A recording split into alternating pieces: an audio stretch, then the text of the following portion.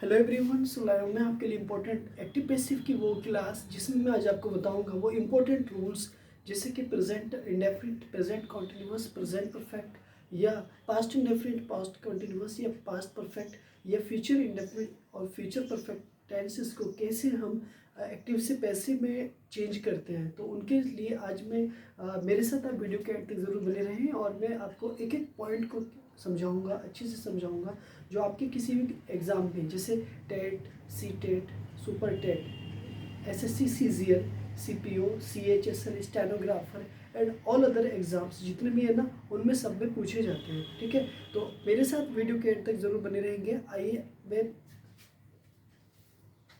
सबसे पहली बात है कि एक्टिव एंड पैसिव।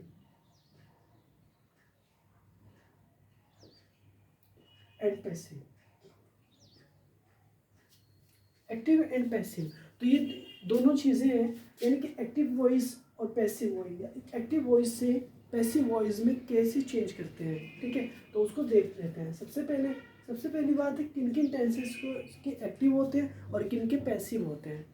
ठीक है, तो देखो सबसे पहले present indefinite,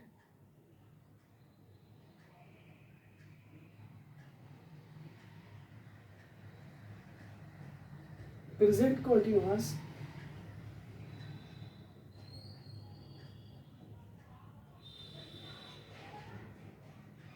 present perfect,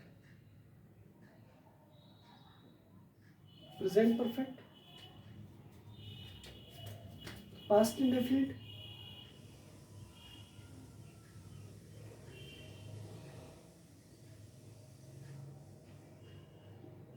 past indefinite, past continuous,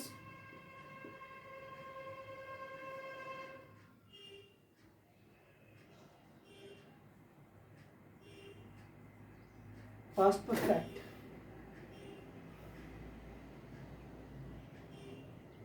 okay, future indefinite,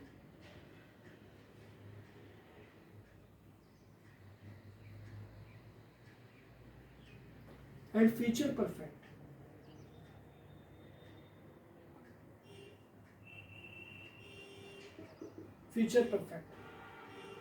it means ये हुआ कि इनके पैसिव वॉइस होते हैं 6, 7 एंड 8।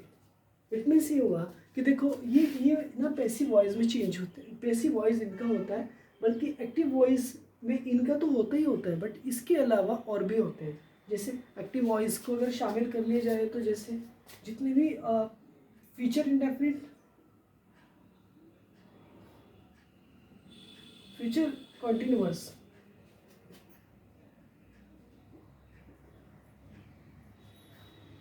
और जितने भी तीनों के प्रेजेंट के,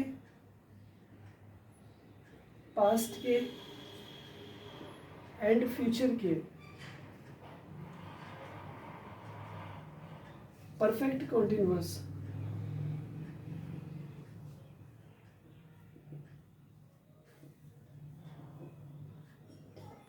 कॉन्टिन्यूअस, इनकी पैसिव वॉइस नहीं बनती है, यानी इनको पैसिव वॉइस में चेंज नहीं करते हैं, बल्कि इनको पैसिव वॉइस में चेंज करते हैं। ये बात आपको अच्छे से समझ आ गई है। अब एग्जाम में कौन से क्वेश्चंस पूछे जाते हैं उन पर अब कुछ बातें करेंगे बड़े प्यार के साथ में। सबसे पहले मैं आपको ये बता देता हूँ कि पैसिव वॉइस, एक्टिव से पैसिव वॉइस बनाने के लिए हमारे पास 3 सेंटेंसेस होते हैं। नंबर, ये तो टेंसेस हैं हमारे, बट इन्हीं के अकॉर्डिंग 3 सेंटेंसेस होते हैं। Number 1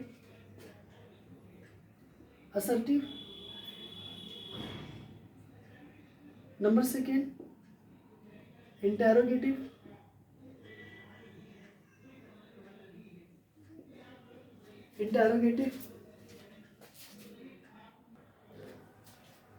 okay, assertive, interrogative and imperative,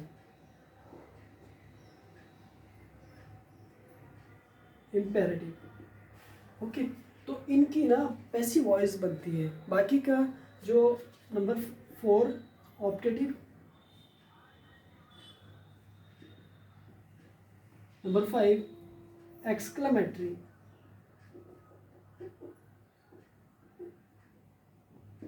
matric. Passive voice इनकी बनती है,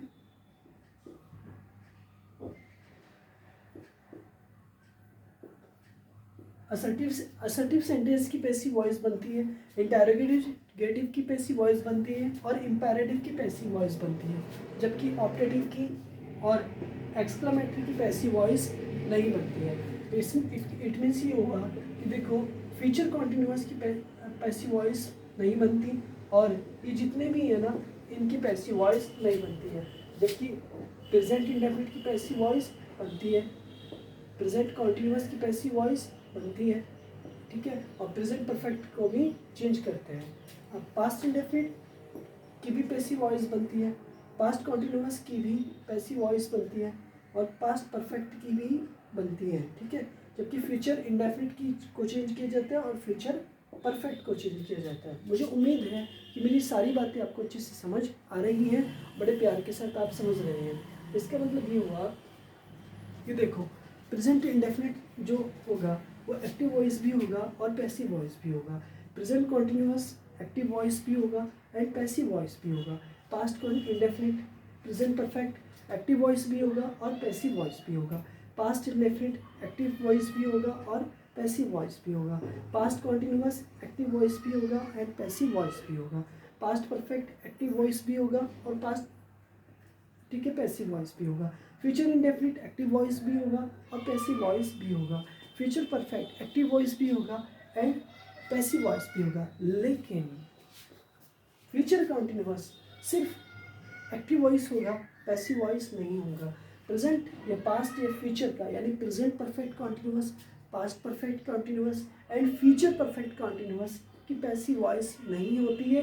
टोटल मिलाकर के अगर मैं कैलकुलेट करता हूँ तो मेरे जो ये 8 टेंसेज हैं, इन 8 टेंसेस को आप पैसिव वॉइस पे कन्वर्ट करते हैं, चेंज करते हैं, जबकि आप इस तरह से जो फ्यूचर 2 यानी कि 4 है आपके, 3 तो ये हो गए आपके 3 और एक ये हो गया, ये जो 4 टेंसेस हैं इनको आप पैसिव वॉइस में चेंज नहीं करते हैं, यानी इनकी एक्टिव वॉइस होती है। टोटल मिलाकर के अगर मैंने जाना ये सीखा तो लगभग 12 टेंसेस ऐसे हैं जिनको एक्टिव वॉइस में चेंज किया जाता है, यानी एक्टिव वॉइस में होते हैं, और उनमें से 12 में से 8 टेंसेस ऐसे हैं जिनको पैसिव वॉइस में चेंज करते हैं। ये बात आपको अच्छी समझ में आ गई है, ठीक है। उसके बाद 5 सेंटेंसेस होते हैं। Number 1 assertive, interrogative, imperative, optative and exclamatory. अब इन 3 में से आप असर्टिव को, इंटरोगेटिव को और इम्पेरेटिव को पैसिव वॉइस में चेंज करते हैं, जबकि ऑप्टेटिव और एक्सक्लेमेटरी को पैसिव वॉइस में चेंज नहीं करते हैं। इसका मतलब ये हुआ कि एक्टिव वॉइस इन 5 सेंटेंसेस का होता है, जबकि पैसिव वॉइस सिर्फ इन सेंटेंसेस का होता है, ठीक है। इसका इंपॉर्टेंस कहाँ पर होता है, पैसिव वॉइस का यूज़ कहाँ पर करते हैं। पैसिव वॉइस का यूज़ दरअसल किसी भी चीज़ को, उसका स्ट्रक्चर तो चेंज हो जाता है लेकिन उसका मीनिंग चेंज नहीं होता है, उस चीज़ में किया जाता है। पैसिव वॉइस क्या होता है, पैसिव मतलब होता है जब ऑब्जेक्ट द्वारा किसी भी एक्शन को किया जाता है, या ठीक है। और सब एक्टिव वॉइस का मीनिंग क्या होता है, जब सब्जेक्ट किसी एक्शन को करता है। इट मीन्स क्या है कि मैं पानी पीना चाहता हूँ, I want to drink water, मैं पानी पीना चाहता हूँ, है ना, पानी मेरे द्वारा पिया जाता है, ठीक है। तो यहाँ पर पानी मेरे द्वारा पिया जाता है, यही स्ट्रक्चर जो है क्या है, पैसिव वॉइस का है। Water is drunk